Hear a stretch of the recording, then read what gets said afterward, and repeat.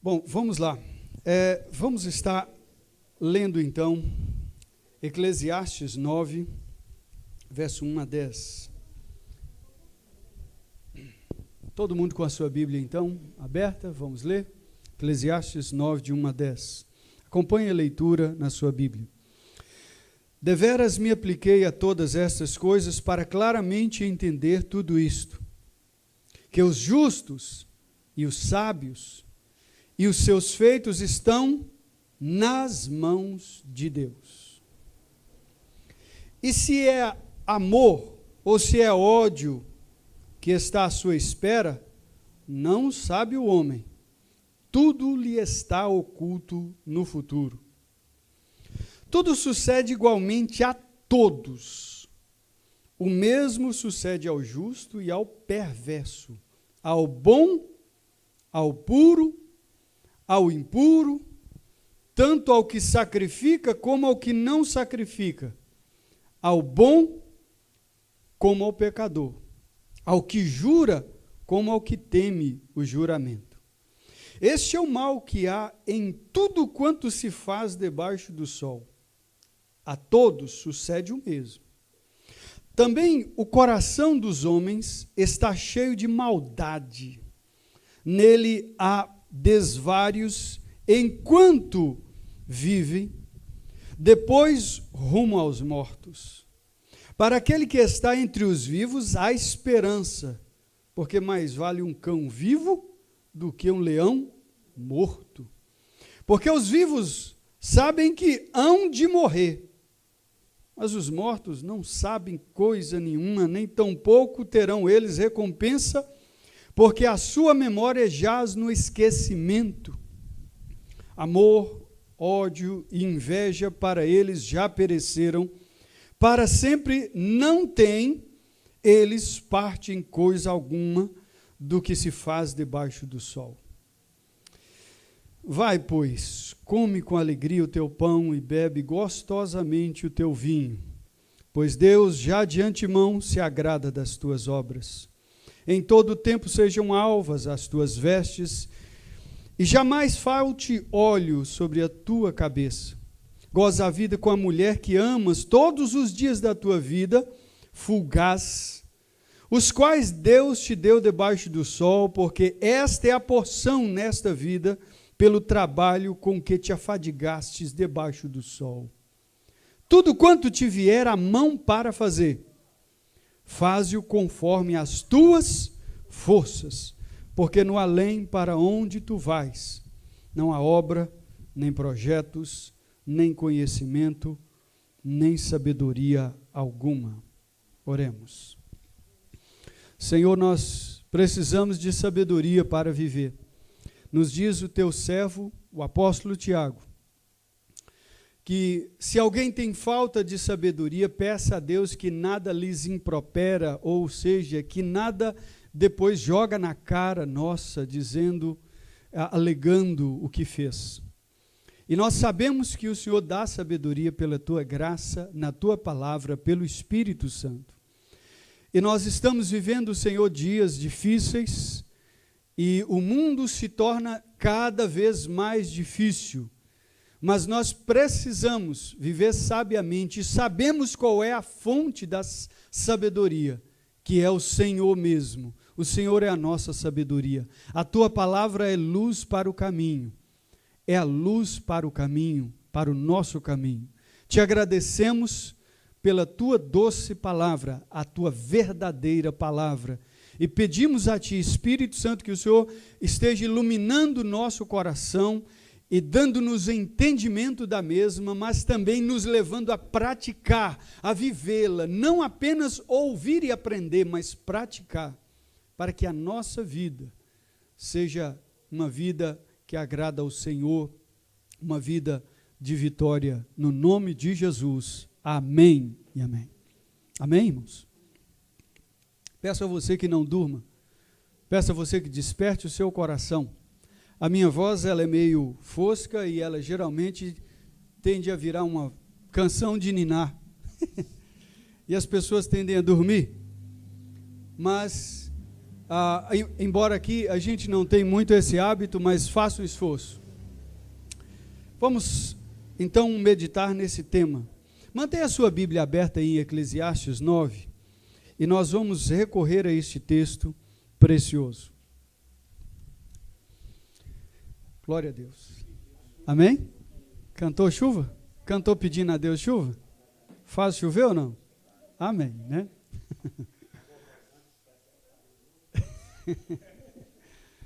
Amém. Meus queridos, o que nos faz ficar frustrados, tristes, abatidos demais, derrotados, são as ilusões que nós nutrimos no nosso coração. E quando essas ilusões caem por terra, quando as nossas ilusões, quando nós colocamos ilusões no nosso coração, e aquilo que a gente se iludiu, de repente a gente fica desiludido, vem a frustração. Você nunca ficaria frustrado se antes não houvesse uma ilusão. Então, uma das coisas que a palavra de Deus faz conosco é o quê? Tirar as nossas ilusões. Um perigo é você ser cético demais com tudo, incrédulo demais com tudo, desconfiado de tudo e de todos, para não cair em enganação. Pessoas assim são amargas, difíceis de viver, não se apegam às outras, não amam. Por quê? Porque o coração delas, elas estão tão machucadas que elas dizem, eu quero ser realista com tudo. Outro perigo, igualmente grande, é qual? É quando você se ilude com a vida e pensa que a vida é um playground, que você está no mar de rosas, num jardim tranquilo, a coisa é tudo no céu, e você encontra no mundo a realidade nua e crua, e vem ali e fustiga seu coração, e massacra seu coração, e você sai o quê? Frustrado com a ilusão. Agora, você quer ter todas as suas ilusões esmagadas? Quer? Então, para você viver sabiamente, você tem que ter todas as suas ilusões esmagadas. Então, leia Eclesiastes, mas vá com calma. Vá com calma, porque lá no primeiro capítulo você pode dar ânsia de vômito. Você pode sentir ânsia de vômito se você ler Eclesiastes. Você pode sentir o chão sumindo debaixo dos seus pés. E eu quero dizer para você que toda idolatria que você tiver no coração, se você ler Eclesiastes, ela vai cair por terra. Preste atenção. Por quê? Porque Eclesiastes esmaga as nossas ilusões, as nossas idolatrias, as nossas fantasias, somem tudo aqui nesse livro. Some. Para começar, você tem que entender pelo menos duas expressões. A primeira delas, vaidade. Diga comigo. Vaidade. Ele diz que tudo é vaidade.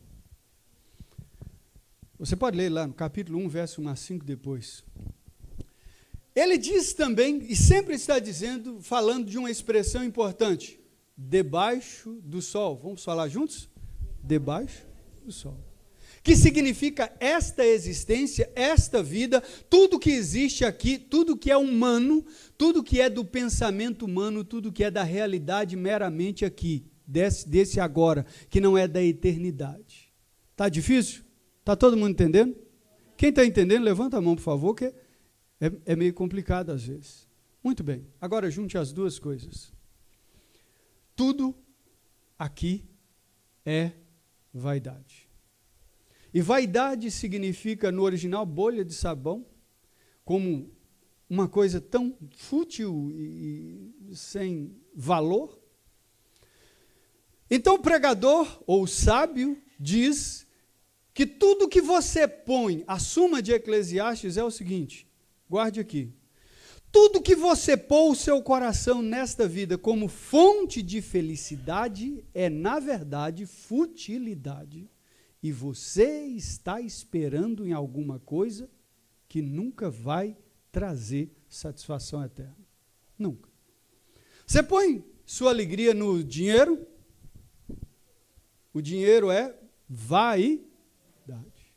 Você põe sua alegria nos prazeres dessa vida? Pois os prazeres são vaidade. Você põe sua alegria no poder? Poder. Pois o poder é o quê? Vaidade. Você põe sua alegria na sua capacidade? Pois a sua capacidade é meramente vaidade. Você põe sua alegria nas coisas dessa vida? E eu quero dizer até mais. Você põe alegria na sua família? A razão da existência é a sua família, assim.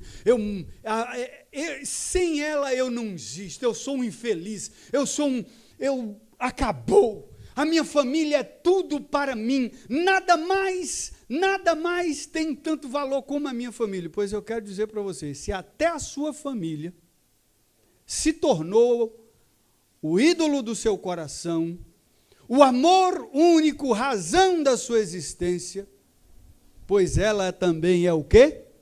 Vaidade, porque a sua própria vida passa.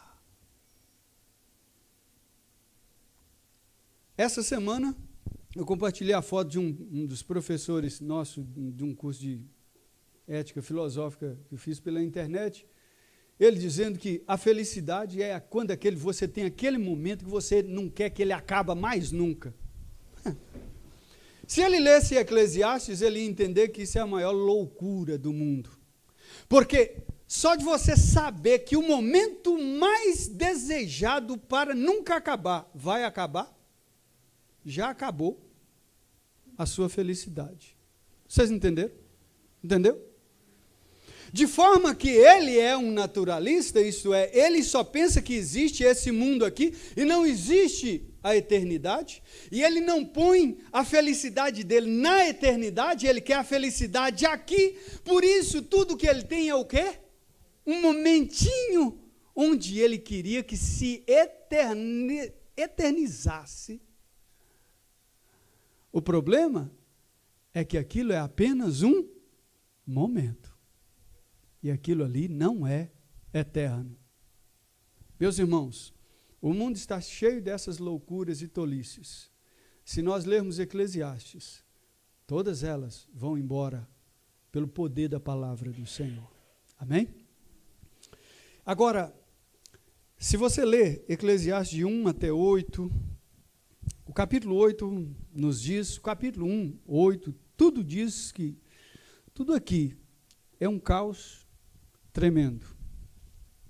Depois que o homem caiu em pecado, tudo virou um caos. O mundo virou um caos. E no capítulo 8, o pregador sábio diz que o ser humano, por si só, não pode conhecer o futuro, nada do futuro e nada da sua vida. E ele dá continuidade aqui no capítulo 9, e eu quero que você acompanhe comigo e olha onde nasce a caoticidade, ou seja, o caos desse mundo, no verso 3. Veja bem comigo no verso 3. Leia comigo o verso 3, todos juntos. Este é o mal que há em tudo quanto se faz debaixo do sol. A todos sucede o mesmo. Também o coração dos homens, o quê? Está cheio de maldade. Nele há desvários, enquanto vivem, depois rumo aos mortos. Preste atenção. Esse mundo é caótico porque o coração de todo ser humano é depravado por natureza. A maldade está em todo ser humano. Todo ser humano é essencialmente mau. Até eu, missionário, pois é, você também. Não existe gente boa no mundo. Escute, não existe gente boa no mundo. Existe gente boa no sentido humano. Ah, fulano ali é gente boa. No sentido eterno, no sentido de Deus, no sentido da visão de Deus, não existe gente boa. Só um que existiu, que era bom, quem era? Jesus Cristo. O resto é tudo pecador, e a maldade está dentro do coração. Por isso, é ilusão você olhar para o mundo esperando a bondade do mundo, porque o mundo não tem bondade. A bondade que tem no mundo vem das mãos de Deus, que distribui através dos homens, mas não do pecado da natureza humana, não há bondade. Não há bondade alguma. Esse mundo, então, foi colocado nessa situação.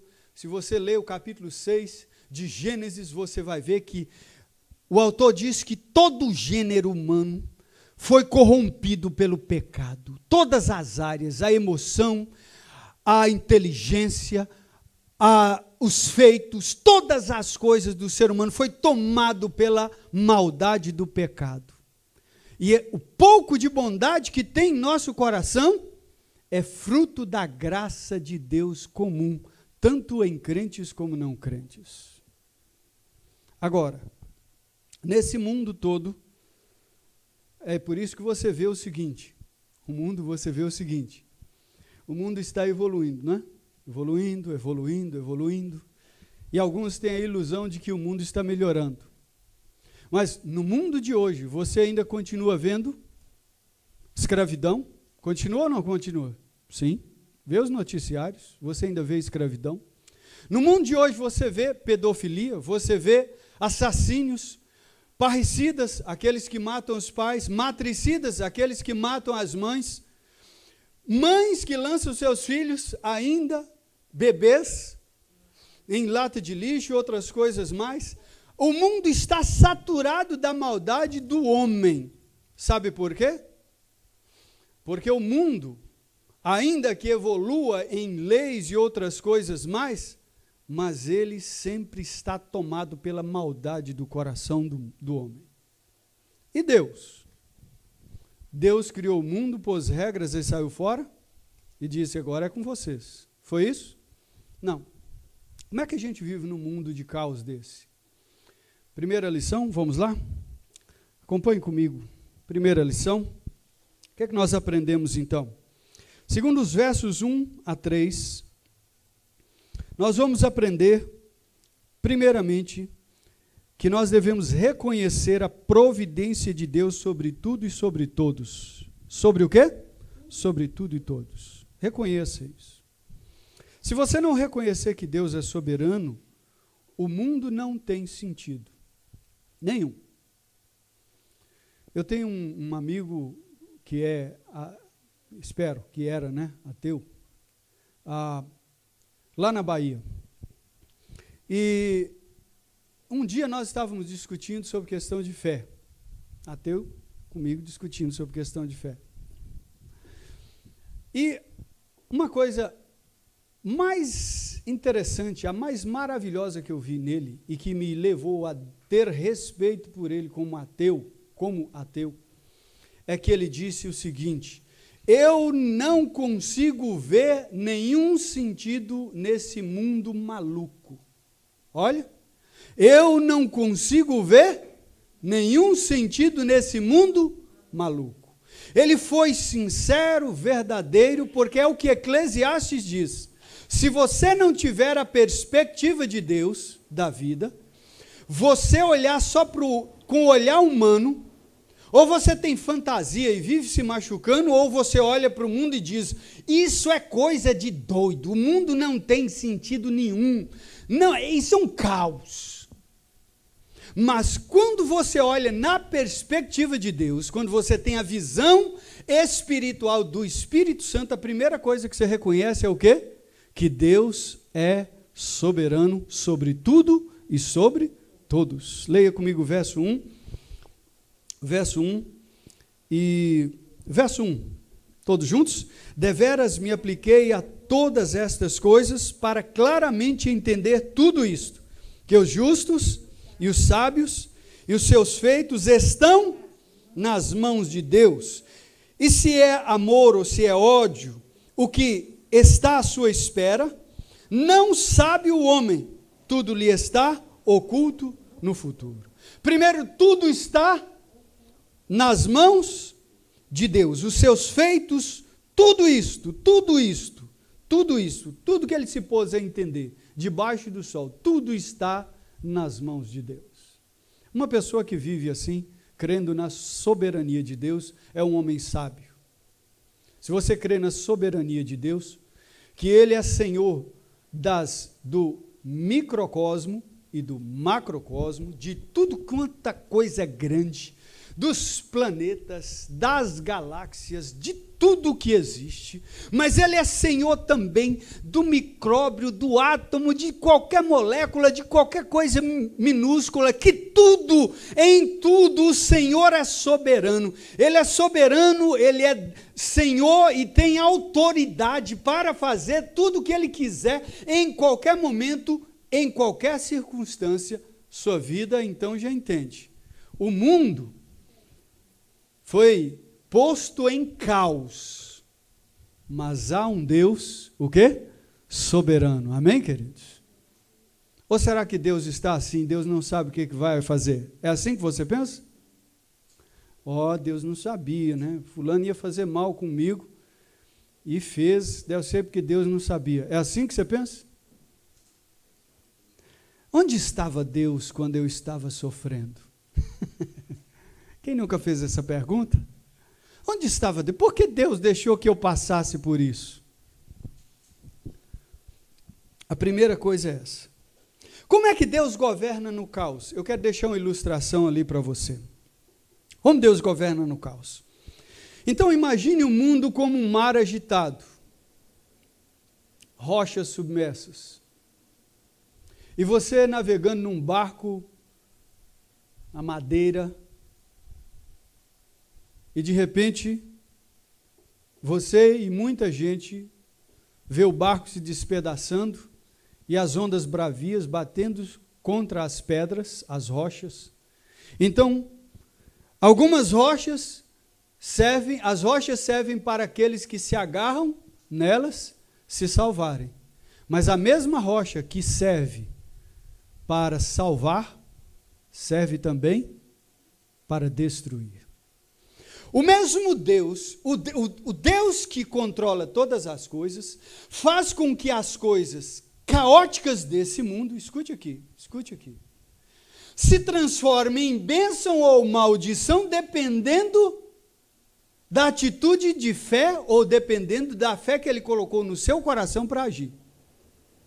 O que é que nós aprendemos domingo passado? Que Deus, nos domingos anteriores, que Deus usou a cruz, o pior castigo, a pior coisa que existia naquela época, a mais vergonhosa, para fazer a grande obra de arte dele, a salvação da minha e da sua vida. Amém? Mas não era uma coisa feia? Se você e eu estivéssemos lá diante daquela cruz, nós não estaríamos chorando? Nós não estaríamos lamentando? Que coisa má, que coisa horrível. Como Deus pode estar numa coisa má? A pergunta. Como Deus pode estar num acidente? Como Deus pode estar numa coisa ruim que acontece com a gente? Pois Deus usa as rochas e as coisas más desse mundo. Para quê? Para transformar em bênção e também em maldição. Porque Ele governa um mundo em caos, mas Ele governa com sabedoria e prudência, transformando as rochas em bênção e transformando elas também em castigo. Vocês entenderam? Amém? Entenderam? Amém? Vamos prosseguir. Segunda consequência, a consequência disso, e segundo ponto é o seguinte, todos juntos? Deus é soberanamente imparcial na sua providência. Deus é soberanamente imparcial. Ele não faz partido na sua providência. Eu sei que hoje vai ficar como se eu estivesse batendo de novo na teologia da prosperidade, mas não é. Eu quero explicar para vocês o que está aqui. A providência de Deus, ela é imparcial. Primeira coisa, olha aí, acompanhe na sua Bíblia, o verso 1. Primeiro, diz que se é amor ou ódio que está à espera de você, você não sabe. Você sabe? forever loved, para sempre amado. Eu serei para sempre amado, sempre querido, eu vou viver uma vida feliz para o resto da minha vida, é isso? Eu vou sempre ser detestado, rejeitado, é isso? Você simplesmente não sabe. Ah, mas se eu semear amor, agora vem a semeadura, né? Se eu semear amor, eu vou colher? Nem sempre. Nem sempre. Nem sempre. A regra geral é, se eu semear amor, eu vou colher amor. Não é assim? Mas isso é uma lei? Não. É uma regra. Tem suas exceções, porque Deus, o mesmo Deus, como diz a Confissão de Fé de Westminster, o mesmo Deus que criou as leis, ele tem autoridade, não para quebrar as leis, mas para trabalhar nelas de outra forma que cumpra seu plano soberano. Então veja bem, você está acostumado a pensar da seguinte maneira: se eu for uma pessoa boa, todos vão me amar. Essa é a regra que a gente acostuma pensar. Pois não é, viu, irmã Disse? Não é assim não. Não é assim não. E tem uma coisa, não é só o mundo que é assim. Não é só questão de ingratidão. É o próprio Deus que administra o mundo também, na caoticidade dele, assim. Olha outra coisa. Verso 2, todos juntos? Tudo sucede igualmente a todos. A todos.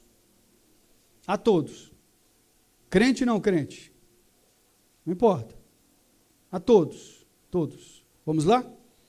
O mesmo sucede ao justo e ao perverso, ao bom e ao puro, e ao impuro, tanto o que sacrifica como ao que não sacrifica, ao bom como ao pecador, ao que jura como ao que teme o juramento. Note que o bom aí não é a pessoa que é boa.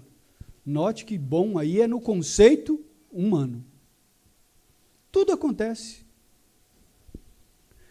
Semana passada, né?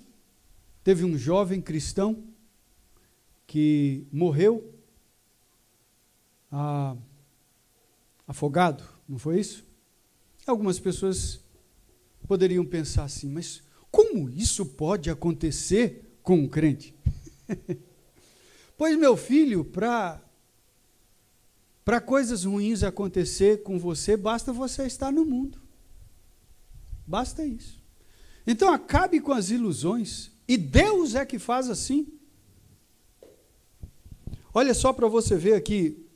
Leia ali comigo, não vai dar para você ler, né? Mateus 5, acompanhe na sua Bíblia, verso 44, 45, Jesus diz assim: Eu, porém, vos digo, amai os vossos inimigos e orai pelos que vos perseguem, para que vos torneis filhos do vosso Pai Celeste. Porque ele faz nascer o seu sol sobre maus e bons, e vir chuva sobre o quê? Justos e injustos. A chuva está caindo agora só sobre os crentes? Hã? Está caindo em algum lugar do planeta. Em algum lugar do planeta está caindo chuva. Mas, os acidentes de Mariana só mataram incrédulos, perversos, bandidos? Foi isso? Não tem cristãos, gente boa no sentido humano, e cristãos dedicados a Deus soterrados naquela lama? Tem ou não tem? Então, preste atenção, pare de ver o mundo como sendo um lugar onde Deus tem a obrigação de dar aos crentes um privilégio, um patamar superior, porque diz Eclesiastes que isso simplesmente não acontece. E Jesus diz que ele faz chover a sua chuva sobre bons e maus.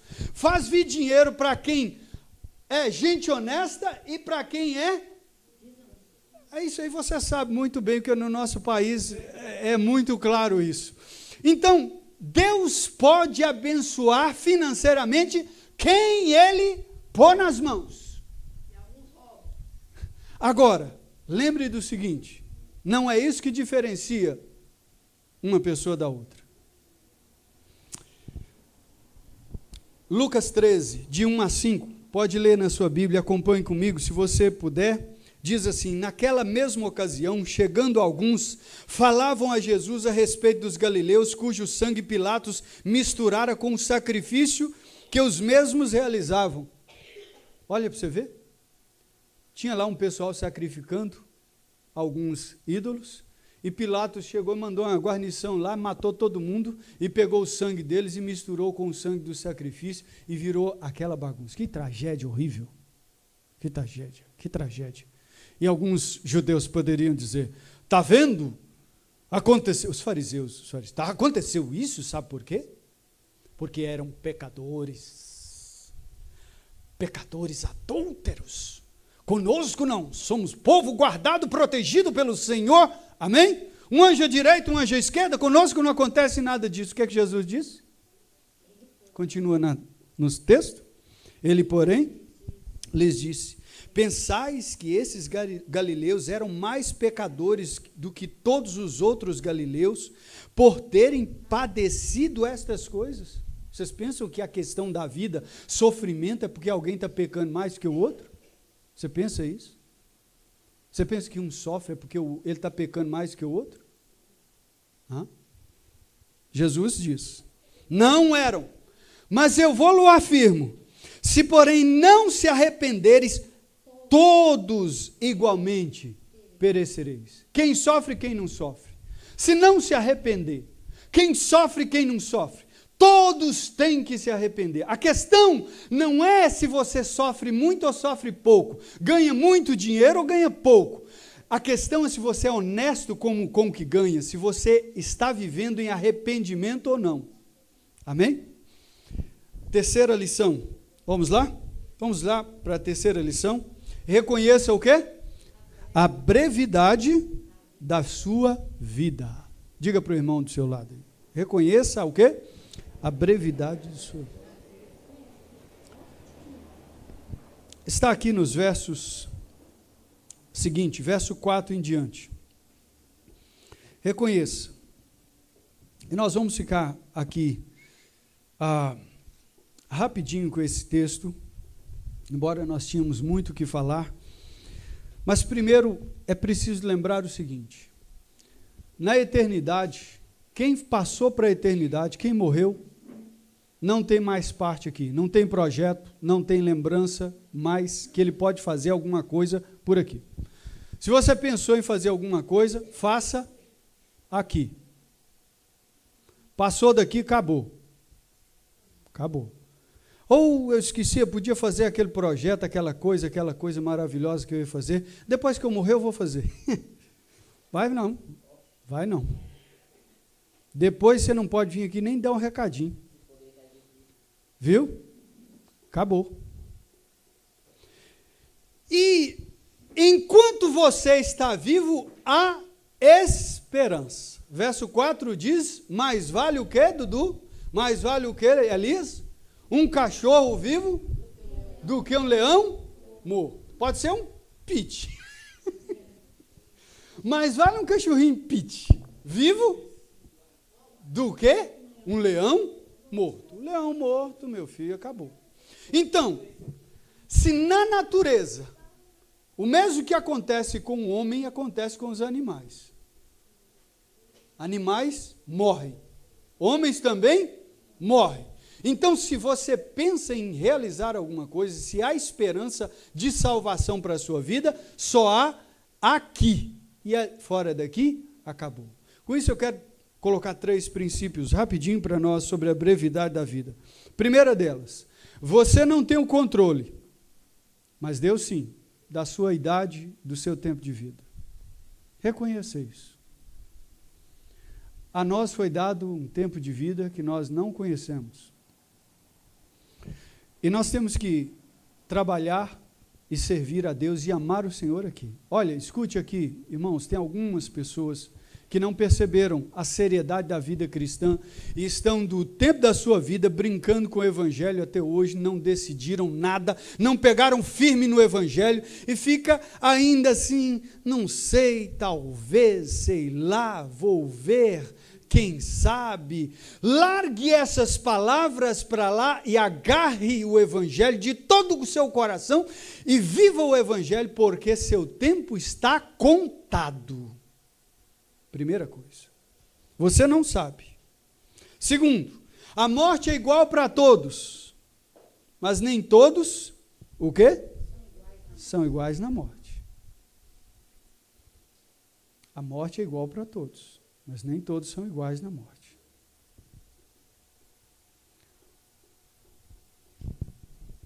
Isso você vê mais claramente nos capítulos seguintes.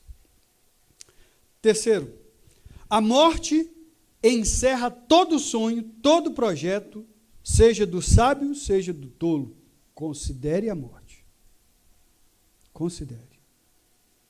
Então, irmãos, não deixe para fazer amanhã o que você pode e deve fazer hoje. Sirva com mais amor, com mais dedicação ao Senhor. E a quarta e última lição, eu quero que você abra a sua Bíblia, porque nós vamos ver aí, quarta e última lição. Vamos falar juntos? Aprenda a viver intensa e contentemente, bem, para a glória de Deus. Aprenda a viver intensa e o quê? Contentemente, para a glória de Deus. Aprenda a viver bem. O mundo é um caos. Não espere das pessoas, não espere do mundo. Tire as suas fantasias do mundo, acabe com isso, acabe com toda fantasia, acabe com esse negócio, para com isso, assenta aqui no chão, amém? Volta aqui, pisa o pé no chão da realidade. É isso que Eclesiastes está falando. A vida não é fácil, a crise chegou, a crise política, a crise financeira. Para com esse negócio de eu vou andar nas nuvens, ou passear no céu. Para com isso. Põe o pé no chão agora. Sem medo, amém? Sem fantasia. Mas faça o seguinte, olha só. Sendo Deus, acompanhe comigo. Sendo nosso Deus o quê? Soberano, a primeira coisa que nós aprendemos. Tendo Ele todo o direito de distribuir os benefícios materiais temporários com imparcialidade. Ele dá para quem Ele quer. Ele faz o que Ele quiser. E nós não podemos constrangê-lo dizendo, Senhor, eu sou filho do rei. Para com isso. Sendo Ele imparcial, é claro que Ele vai te abençoar, mas pare de fantasias. Sendo Ele imparcial, e agora, e mais, e que nos deu uma vida, o quê? Uma curta vida no mundo caótico, para recompensar ou punir na eternidade. A vida nossa vai acabar e nós temos que pensar na eternidade. É isso que está dizendo. A atitude dos que temem a Deus deve ser. Vamos ler na sua Bíblia agora. Qual deve ser a sua atitude agora? Você crê nisso? Deus é soberano. Ele tem o direito de ser imparcial na distribuição dos benefícios? Sim? Amém? Ele te deu uma vida curta e você tem que ficar atento a ela e tem que viver bem essa vida? Tem? Tem? Então essas três coisas estão bem firmes no seu coração. Tome então essas 4 atitudes aí, acompanhe na sua Bíblia. Primeiro, aproveite do que Deus te deu. Pode falar para o irmão se você quiser. Isso, fica livre. Verso 7. Leia comigo. Verso 7. Vai, pois, come com alegria o teu pão e bebe gostosamente o teu vinho, pois Deus já de antemão se agrada das tuas obras. O que você tem para comer lá? É tucunaré? O que você tem? É macarrão? Aí já é heresia. Está vendo? Não é possível. Aí já é demais. O que você tem na sua casa? Macarrão, nissim, miojo, filé mignon, manga? Manga, suco de... O que você tem foi Deus que te deu. Aí vale o cântico do Lázaro. Tudo que eu tenho foi Deus que me deu. Então você pega o que você tem e com contentamento, com o coração cheio de alegria pela bênção e provisão de Deus, para de olhar, eu quero ser aquele cara rico que sou. Não, pega o que você tem e come, bebe, desfruta do que você tem com alegria. Amém? Estão entendendo o que é viver sabiamente? Amém? A provisão de Deus dá isso para nós. Segunda coisa, vamos lá? Tem uma atitude, todos juntos, positiva diante da vida dura. Tem uma atitude positiva, o cristão é assim. Já que Deus é soberano, que Deus tem o direito de fazer o que Ele quiser e distribuir as rendas. A minha vida é curta. Ele me chama para a eternidade. A vida aqui não é fácil. Então o que é que eu vou fazer? Ter uma atitude o quê? Positiva. Sem ilusão. Mas o quê? Positiva. Sem ilusão, porque eu não vou esperar do mundo, das coisas. Eu vou esperar de Deus. Amém, queridos? Eu espero do meu Deus. Então o que ele diz aí no verso 8? Leia junto comigo. Em todo o tempo, todos juntos? Sejam alvas as tuas vestes. Sejam alvas as tuas vestes. Cuida, sai limpinho. Vai, para com aquela vida estilangada, aquele trem, aquela vida bagunçada. Você está entendendo? Arrume, dá um trato, dá um grau aí no cabelo, é ou não é? Certo? Dá um grau, faz aí uma chapinha, o que é que você vai fazer? Chapinha para nós não dá certo, né? Então, dá um trato na sua vida, se cuida, prepara, faz ginástica, vai para a praça fazer o quê? Ginástica, levanta a vida e começa a andar. E o que mais que ele diz? Me acompanha, a Rony vão convidando, né? Tem outros aí. Anima, meu filho. A vida é curta, o Senhor é soberano sobre todas as coisas, amém? Nós estamos com Ele, Ele distribui do jeito que Ele quiser, a eternidade está à nossa espera. Muito cuidado, pega agora e viva a vida com positividade. Chega na sua casa com positividade. Para desse negócio de chegar em casa, assim, eu participei de um culto ali, né? Eita, culto abençoado.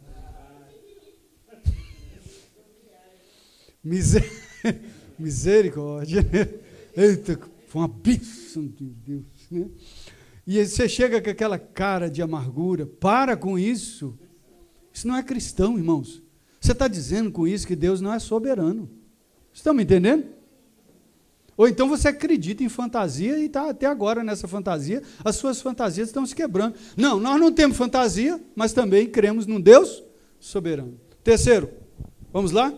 Verso 9, juntos? Leia o verso 9 junto comigo. Está fraco. Vamos ler todos juntos de novo. Goza a vida com a mulher que amas, todos os dias da tua vida fugaz, essa vidinha, os quais Deus te deu debaixo do sol, porque esta é a tua porção nessa vida, pelo trabalho com que te afadigaste debaixo do sol. Presta atenção, desfruta a vida com a esposa, ou com o esposo, ou com os filhos, porque esta é a recompensa de quem trabalha. Você tem que trabalhar pela sua família. Irmãos, o que é que o sábio está dizendo? Muita atenção aqui, preste atenção, irmãos. Vamos lá? O que o sábio está dizendo é que o seu lar é a recompensa pelo trabalho, pela luta da sua vida. Você precisa chegar em casa e ser uma bênção para seu esposo, para sua esposa, para os seus filhos. Não encher as paciências deles, tá bom? Não encha a paciência do seu esposo, da sua esposa. Cuida dele, dos seus filhos. Trate-os com o máximo de carinho. E desfruta de uma vida em paz na sua casa, porque se você não tiver paz na sua casa, se você não tiver paz na sua casa, você está perdendo o melhor dessa terra. Quantas famílias estão sem paz e elas estão deixando o melhor dessa terra? Você acha que o melhor é o dinheiro? Está enganado. Você acha que o melhor é o quê? Posição, coisa desse tipo? Ter bens? Não. Olhem para mim, por favor. Eu tenho tido esse privilégio em casa, mas é uma semeadura de anos. A Alessandra e eu semeamos há anos para manter um lar em paz. Dinheiro já é uma outra coisa que não está tão farta, né? Mas nessa terra o que você pode desfrutar é de uma casa em paz.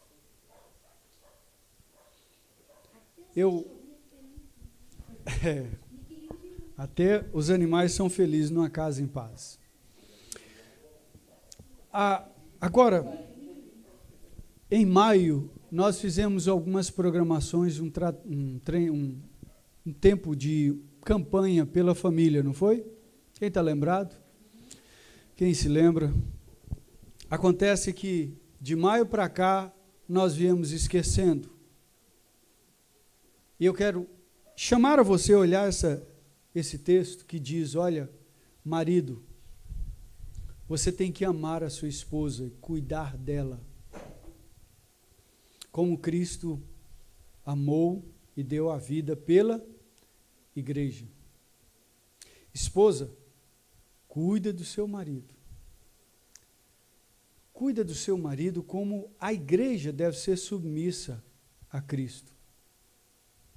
Efésios capítulo 5, verso 22 em diante.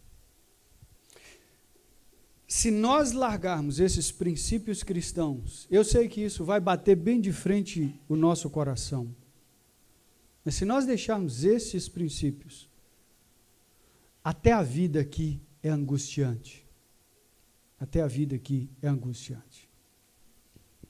Desfruta. Chega lá, dá um cheiro na patroa, não é? Dá um beijo no patrão e diz, rapaz, maravilha, Ana? Filhos, dá um ânimo aí nos pais, não é?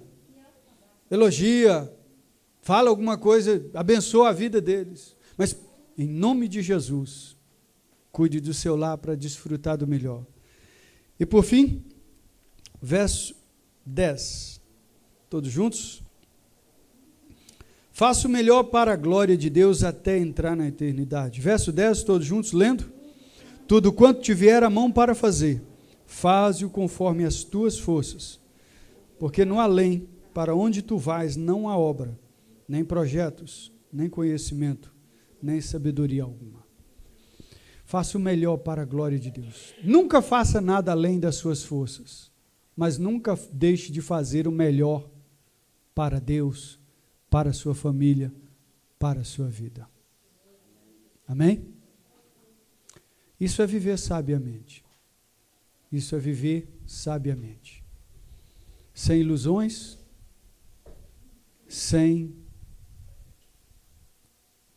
depender de nada desta vida, só dependendo da graça do Senhor em nós. Vamos orar? Bendito Jesus, como nós precisamos aprender a viver para a glória do Senhor e sabiamente. Durante essa semana, quebra as nossas ilusões, as nossas fantasias. Ensina-nos a viver neste mundo com o pé no chão, mas com o coração no alto. Com os pés na realidade, mas com a cabeça na vida eterna, na vida celestial. Ensina-nos a andar, Senhor, sem fantasias, mas sem esmorecimentos e tristezas e abatimentos e amargura, mas procurando viver sábia, alegremente para a glória do Senhor, como o Senhor nos chama a viver diante de um Deus todo provedor, diante de um Deus cheio de provisão, ainda que o mundo seja caótico. Nós pedimos a Ti a glória e a graça do Senhor para nos dar essa força para viver assim, em nome de Jesus. Amém. Amém.